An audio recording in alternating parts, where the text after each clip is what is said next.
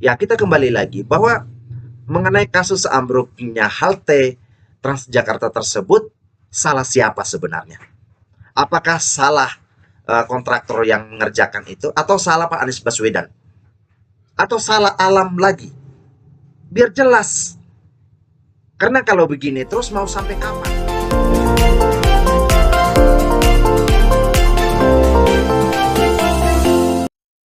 Berjumpa lagi sahabat Ruang Isu di kesempatan video kali ini. Sahabat Ruang Isu, di dalam muatan video ini saya akan menyoroti mengenai sebuah peristiwa kasus yang menurut saya sebenarnya lucu tetapi juga aneh, ya. Secara spesifik dari kasus yang akan dibahas dalam konteks video ini, yaitu ambruknya halte Transjakarta. Ya, kalau kita mendengar kata amprukan, tentunya sudah tidak asing lagi di Jakarta, ya. Nah, saya patut pertanyakan kenapa begitu gampang dan mudah sekali ambruknya halte Transjakarta tersebut. Jauh sebelum kita membahas mengenai atau menganalisis kasus dari ambruknya halte Transjakarta tersebut, kita mau menarik ke belakang untuk mengambil sebuah contoh. Contoh kasusnya itu mengenai ambruknya atap tribun Formula E. Memang konteksnya waktu itu adalah dalam kondisi hujan dan angin. Ya. Jadi alasannya itu katanya karena pengaruh dari akibat alam sehingga ambruknya tribun Formula E tersebut. Kita bisa menarik itu dalam sisi logika mungkin saja masuk akal. Ya, tetapi juga ketika di dalam satu kejadian berikut mengenai ambrukan tersebut adalah kita melihat di pagar pembatas JIS. Kenapa semua kualitas kerja dari dua proyek kerja tersebut begitu gampang sekali untuk rubuh, untuk hancur, dan kita lihatnya begitu. Kenapa? Apa yang menjadi persoalannya? Apakah karena kurangnya pengawasan? Apakah karena ada kelalaian? Sehingga kontraktornya itu yang melakukan pekerjaan tersebut tidak serius untuk menyoroti mengenai sisi kualitas. Kan uang yang dipakai dalam proyek pembangunan tersebut kan besar dan sangat banyak. Lalu kenapa pekerjaannya justru itu ecek-ecek gitu loh. Ya. Nah, kasusnya yang kita lihat lagi di dalam kasus ambruk halte Transjakarta tersebut hampir sama saja, sama-sama ambruk. Kenapa demikian? Ini pertanyaan yang serius. Karena dari apa yang dikerjakan, dari program yang dikerjakan oleh Pak Anies Baswedan ini, tidak bisa dipisahkan dari kualitas seorang Pak Anies Baswedan. Karena kualitas kita akan terungkap di dalam apa atau melalui apa yang kita kerjakan.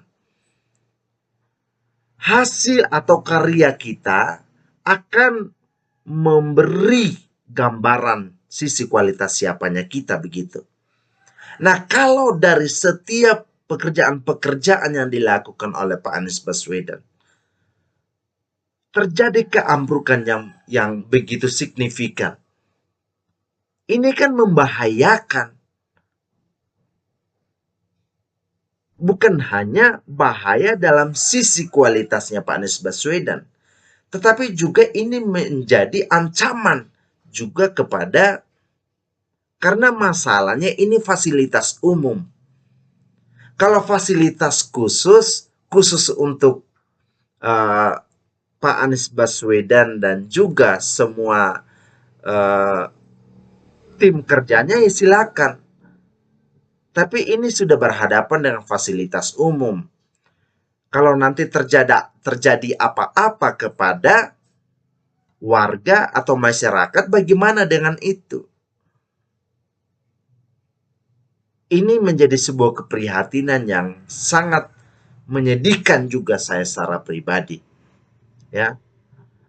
Karena kita melihat Pak Anies Baswedan itu dipuji-puji setinggi langit. Taruhlah konteksnya waktu itu oleh Pak Yusuf Kalla.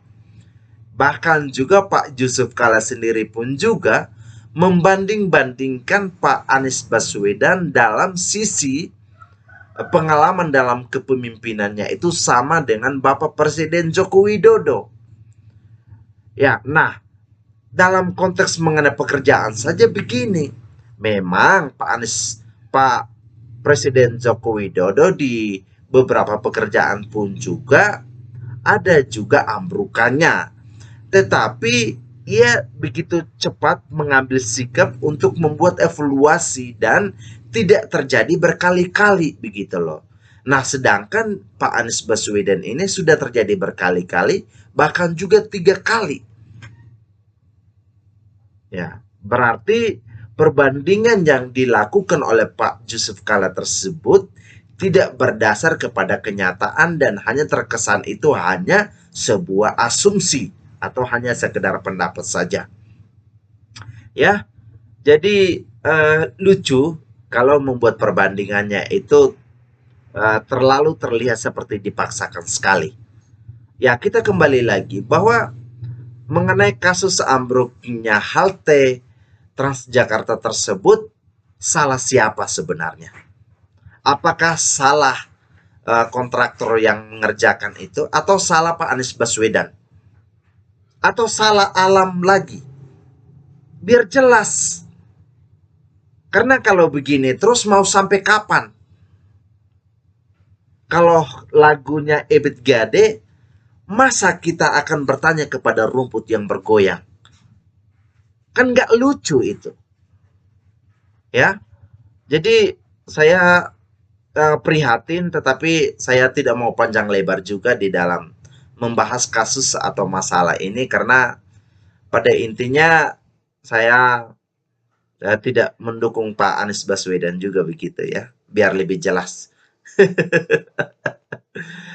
Karena oke lah, sekian yang bisa saya sampaikan sahabat Ruang Isu di dalam kesempatan video kali ini. Terima kasih untuk sahabat Ruang Isu sudah menonton video ini sampai selesai. Salam sehat dan salam NKRI.